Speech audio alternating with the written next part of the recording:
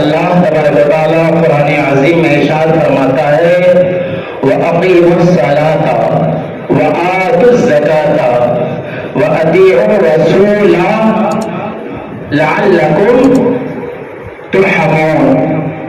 اس آیت مقدسہ میں 3 اہم چیزوں کو اللہ تبارک و تعالیٰ نے بندوں تک پہنچایا۔ پہلی چیز اقیم الصلاۃ، نماز قائم کرو، نماز پڑھو۔ دوسری چیز وآتوا الزکاۃ، اور زکوٰۃ ادا کرو۔ اور تیسری چیز اللہ کے پیارے نبی صلی اللہ تعالی علیہ وسلم کی فرما برداری کرو۔ ان 3 چیزوں کو خاص کر اس آیت مبارکہ میں بیان کیا گیا ہے۔ نماز قائم کرو، زکوٰۃ دو، اور رسول اللہ صلی اللہ تعالی علیہ وسلم کی فرما برداری کرو، اس امید پر کہ تم پر رحم کیا جائے، لعلکم ترحمون، تاکہ تم پر رحم کیا جائے۔ جب آپ ان تینوں چیزوں پر عمل کریں گے تو آپ رحم کے لائق ہیں، خدا کے فضل کے لائق ہیں، خدا کی رحمت کے لائق ہیں۔ اسی لیے حکم دیا گیا اس امید پر تاکہ تم پر رحم کیا جائے۔ عزیزان ملت اسلامیہ، یہ مبارک مہینہ ہے، کہنے کی ضرورت نہیں ہے، چند ضروری چیزیں میں بتا دوں کہ یہ زکوٰۃ دینا تمام مومنوں پر فرض ہے۔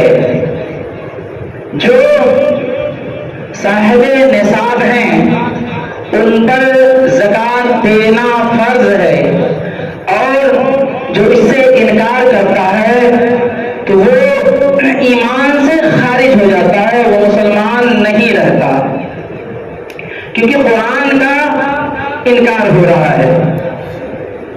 اس کی بے شمار، اس کے متعلق بے شمار عذابوں کے بارے میں بیان ہوا ہے کہ جو زکوٰۃ نہیں دیتا ہے تو اللہ تبارک و تعالیٰ اسے کل قیامت کے دن جہنم میں ڈال دے گا، اور جو بندہ زکوٰۃ دیتا ہے تو اللہ کی رحمت ان پر برستی ہے، اللہ کے رسول خوش ہوتے ہیں، اور اسے قیامت کے دن جنت نصیب ہوگی۔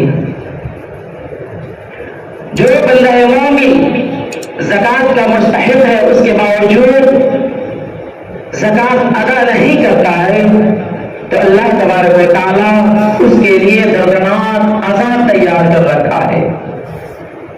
کتابوں میں آیا، حدیثوں میں آیا ہے کہ جو زکوٰۃ نہیں دیتا ہے تو وہ زکوٰۃ، اس کا مال و دولت، اس کی رقم، اس کے پیسے کل قیامت کے دن گنجے سانپ کی شکل میں بنا کر اس کی گردن میں توپ کے طریقے سے لٹکا دیا جاتا ہے۔ پھر وہ گنجا سانپ اس بندے سے مخاطب ہو کر کہتا ہے کہ میں تیرا وہ مال ہوں جس سے تو نے زکوٰۃ ادا نہیں کیا۔ اللہ اکبر! یہ دردناک عذاب ہے۔ گنجا سانپ کو آپ معمولی نہ سمجھے۔ کتابوں میں آیا ہے کہ جب سانپ کی عمر 100 سال ہو جاتی ہے، 100 سال ہو جاتی ہے تو اس کے سر پر بال نکلتا ہے، اور پھر جب وہ گنجا سانپ 200 سال کا ہو جاتا ہے تو وہ بال اس کے سر سے جھڑ جاتے ہیں، گر جاتے ہیں، اور اس قدر زہریلا سانپ ہے کہ اگر دنیا میں پھونک مار دے تو اس کی زہر سے سارا انسان ختم ہو سکتا ہے۔ اتنا دردناک عذاب ہے۔ حدیث پاک میں آیا ہے، حضرت ابوبکر صدیق رضی اللہ تعالیٰ عنہ سے روایت ہے، آپ فرماتے ہیں کہ جو زکوٰۃ ادا نہیں کرتا ہے تو اسے جہاد کا اور قتل کا اعلان فرما دیا حضرت ابوبکر صدیق نے۔ اس قدر سخت ہے عزیزان ملت اسلامیہ، تو کہنے کا مقصد یہ ہے کہ جن پر زکوٰۃ واجب ہے وہ اپنے مال سے ضرور زکوٰۃ نکالے، ضرور زکوٰۃ نکالے، نہیں تو یہی مال قیامت کے دن آپ کے لیے عذاب بن سکتا ہے، آپ کو جہنم میں لے جا سکتا ہے۔ اس وقت نہ آپ کا باپ کام آئے گا، نہ بیٹا کام آئے گا، نہ بیوی کام آئے گی، نہ بچے کام آئیں گے، نہ رشتہ دار کام آئیں گے، نہ مولوی مولانا کام آئے گا، سیدھا جہنم میں ڈال دیا جائے گا۔ خود حضور نبی کریم صلی اللہ علیہ وسلم کے دور حکومت میں بھی ایسا مسئلہ پیش آیا۔ ایک صحابی رسول تھے جن کا نام ثعلبہ تھا، انہوں نے نبی پاک صلی اللہ علیہ وآلہ وسلم کے بارگاہ مقدسہ میں دعا کے لیے عرضہ پیش کیا کہ حبیبی رسول اللہ صلی اللہ علیہ وسلم، میں بہت غریب ہوں، مسکین ہوں، لاچار ہوں، آپ میرے لیے دعا فرمائیں۔ اللہ تبارک و تعالیٰ کے پیارے رسول صلی اللہ علیہ وسلم نے ارشاد فرمایا، ثعلبہ تیرے لیے بہتر یہی ہے کہ غریب رہو، کیونکہ مالدار ہو جاؤ گے تو اللہ کا شکر ادا نہیں کر سکتے ہو۔ جیسے کے ساتھ ملاحظہ فرمائیں، اللہ کا شکر ادا نہیں کر سکتے ہو، وہ واپس چلے جاتے ہیں، پھر دوسرے دن آ کر نبی کی بارگاہ میں عریضہ پیش کرتے ہیں کہ یا حبیبی رسول اللہ صلی اللہ علیہ وسلم، آپ میرے حق میں دعا کریں۔ اللہ کے پیارے نبی نے ان کے حق میں دعا فرمائی، اللہ تبارک و تعالیٰ نبی کی دعاؤں کو قبول فرمایا، اور اس دعا کے برکت سے انہیں اتنی دولت ہوئی کہ ان کے بکریوں میں کافی اضافہ ہونے لگا۔ جس طرح کیڑے مکوڑے اضافہ ہوتے ہیں، پیدا ہوتے، اس طرح ان کی بکریوں میں اضافہ شروع ہو گیا۔ اللہ اکبر! اتنا زیادہ بڑھا، اتنا زیادہ دولت ہو گئی کہ اب وہ مدینہ میں رہنے کے لائق نہ رہا، مدینہ کی زمین ان کے لیے تھوڑی ہو گئی، وہ مدینہ چھوڑ کر جنگل میں پہنچ گئے اور وہاں عبادت کرتا تھا اور وہیں بکریوں کی دیکھ بھال کرتا تھا۔ اللہ اکبر! پہلے وہ پکا نمازی تھا، پہلے ثعلبہ پکا نمازی تھا، اب چونکہ دولت زیادہ آ گئی تو وہ صرف ظہر میں عصر میں نماز پڑھنے آیا کرتا تھا نبی کی بارگاہ میں۔ لیکن کچھ دنوں کے بعد ایسا ہوا کہ اور زیادہ بکریوں میں اضافہ ہوا، جس کی وجہ سے وہ جمعہ کی نماز بھی چھوڑ دیا، جمعہ کی نماز بھی بند کر دیا، مسجد میں نہیں آ رہے ہیں۔ اللہ کے پیارے نبی نے حکم دیا صحابہ کو کہ جاؤ کہہ دو ان سے کہ آ کر نماز پڑھے۔ اللہ اکبر! صحابہ نے ارشاد فرمایا، یا رسول اللہ صلی اللہ علیہ وسلم، ثعلبہ اس قدر مالدار ہو چکا ہے کہ اب اسے فرصت نہیں ہے کہ وہ مسجد نبوی میں آ کر نماز پڑھے۔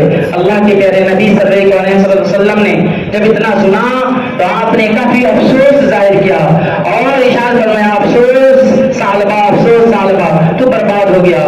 اللہ اکبر! کچھ دنوں کے بعد اللہ کے پیارے نبی صلی اللہ علیہ وسلم نے اپنے نائبین کو، اپنے صحابہ کرام کو ان تک بھیجے کہ جاؤ ثعلبہ سے کہہ دو کہ زکوٰۃ کی رقم پہنچا دے۔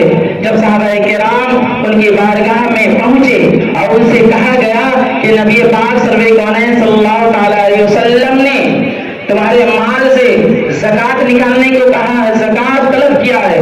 اللہ اکبر! ثعلبہ سوچنے پہ مجبور ہو جاتا ہے، کافی دیر سوچنے کے بعد کہتا ہے کہ یہ تو ٹیکس ہے، اس کے لیے میں فری ہو کر سوچتا ہوں، پھر بتاؤں گا۔ اللہ اکبر! اللہ کے پیارے نبی صلی اللہ علیہ وسلم کے بارگاہ مقدسہ میں صحابہ کرام لوٹ کر تشریف لاتے، عرضہ پیش کرتے، حبیبی رسول اللہ، اس نے زکوٰۃ دینے سے انکار کر دیا ہے اور کہا کہ یہ ٹیکس سے اللہ کے نبی غضبناک ہو جاتے ہیں، افسوس ظاہر کرتے ہیں، افسوس ظاہر کرتے ہیں۔ اللہ اکبر!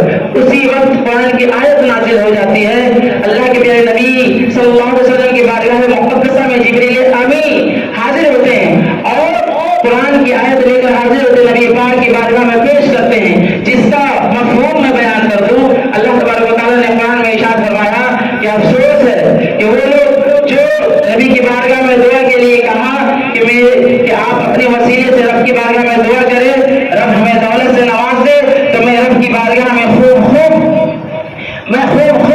عطا کروں گا، خوب دوں گا، لیکن ہے افسوس کہ اپنا وعدہ بھول گیا۔ اللہ اکبر!